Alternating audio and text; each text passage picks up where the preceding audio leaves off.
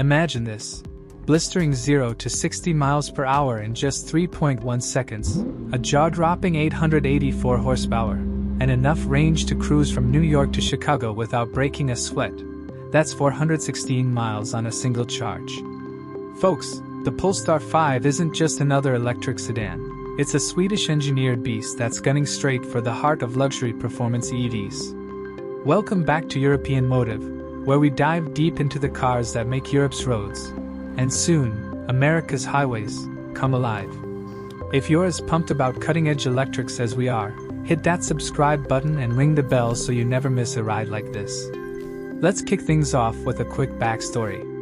Polestar, the sleek electric arm of the Volvo family, both under the Geely umbrella from China, has been on a roll with models like the 2, 3, and 4. Now, the 5 steps up as their halo car, a company-defining grand tour built on a groundbreaking new platform. Unlike its predecessors that borrowed bones from Volvo, this one's all Polestar, a bespoke, scalable aluminum architecture cooked up at their UK development center. It's lighter, stiffer, and sets the stage for future stars like the open-top Polestar 6, slated for 2026. Think of it as Polestar finally flexing its own muscles, ditching the shared chassis vibe for something uniquely theirs. No Lotus crossovers here, despite the Geely family ties. Powering this electric thoroughbred is an 800-volt architecture that's a dream for road trippers who hate hotel coffee detours. It gobbles up to 350 kilowatts at ultra-fast chargers, meaning 10 to 80 juice in a zippy 22 minutes under ideal conditions.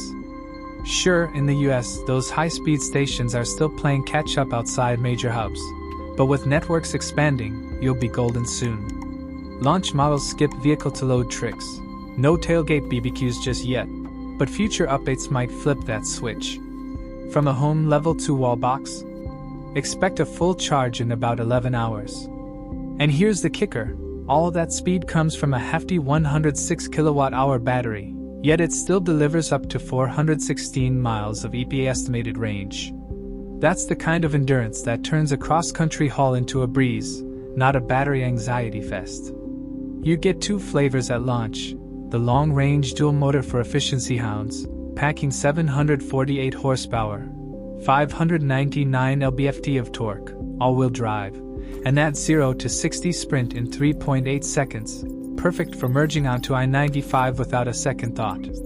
Or crank it up with the performance pack, 884 horses, 749 lb-ft, and a neck-snapping 3.1 seconds to 60. Range dips to 351 miles here, but who cares when you're outrunning supercars? It's ferocious, even next to the Porsche Taycan Turbo S, which edges it at 2.1 seconds, but the Polestar's range laughs in the face of those shorter sprints. On paper, it's a knockout, the real test? Whether it dances as nimbly on twisty backroads as it hauls on interstates. But hey, specs are one thing, everyday usability seals the deal. Pop the frunk for 62 liters of clever storage under the hood, old-school manual release, no fancy app tricks. The main boot? A generous 365 liters with a low-load lip for effortless grocery runs or weekend gear. Those side humps at the rear might cramp tall items, and folding the seats is a bit fiddly, yielding narrow space. But smart touches like the adjustable floor, bag hooks, and underfloor will keep things organized. Compared to the Taycan's bigger cargo bay, and that estate cross Turismo option, the 5 holds its own for a sleeker profile. Unique insight. In a world of bloated SUVs, this saloon's efficiency shines for solo adventurers who pack light but dream big. Slide into the back, and it's where the Polestar 5 might just steal the show from Porsche. Billed as a 4+1 setup, it's got plush, massaging, ventilated seats as standard, luxury that whispers. Long-haul comfort, louder than a Taycan's sportier perch. Legroom's ample for 6-footers stretching out on a flight from LA to Vegas, though the floor's slight rise means no flat foot tuck if the front seat's slammed low. Headrooms. Solid for most, I'm 5 feet 10 inches and loving it, but taller folks might brush the roof. No traditional rear window, like the Polestar 4, but a massive 2-meter long, 1.25 meter wide panoramic glass roof floods the cabin with light, banishing any cave-like vibes. The center console doubles as an armrest with controls for those seats, plus dual cup holders, ideal for road trip snacks. Overall, it's more lounge-like than the Taycan's athletic rear, making it a true grand tour for 4 or 5 in a pinch.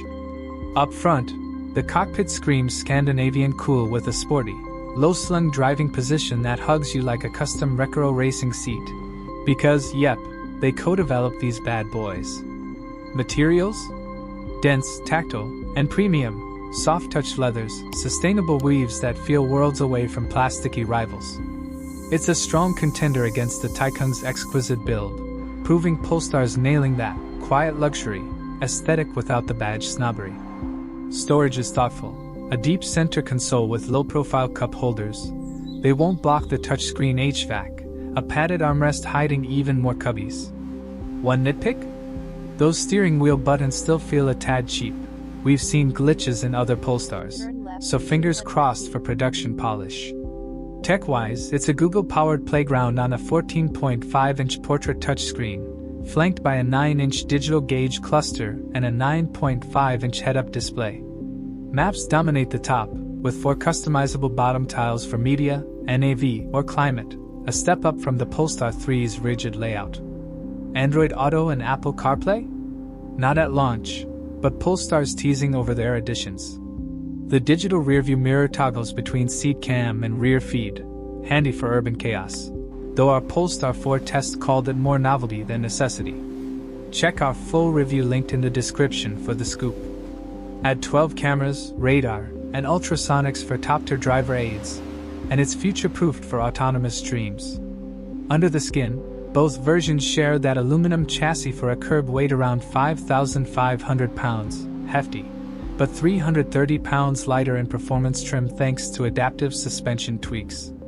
3 drive modes balance comfort for highway slogs with sporty snap for canyon cars. It's no featherweight, but Polestar's betting on torque vectoring and low CG to make it feel alive. Priced from about $140,000 in the US, with performance pushing $160K, it's a premium play, but heads up, due to tariffs on China-built EVs, US availability is up in the air for now. If it lands, Porsche execs might start sweating. Looking ahead, Polestar's lineup heats up with the convertible 6 in 2026 and a smaller 7 entry-level sedan by 2028, slotting under the 2. The 5's not just a car, it's a statement that electrics can blend brute force, brains, and beauty without compromise. What do you think? Taycan killer or just hype? Drop your takes in the comments, smash like if you're Team Polestar, and subscribe for more EV deep dives. For the full lowdown on every ride out there, head to whatcar.com. Catch you on the next electric adventure. Drive safe, America.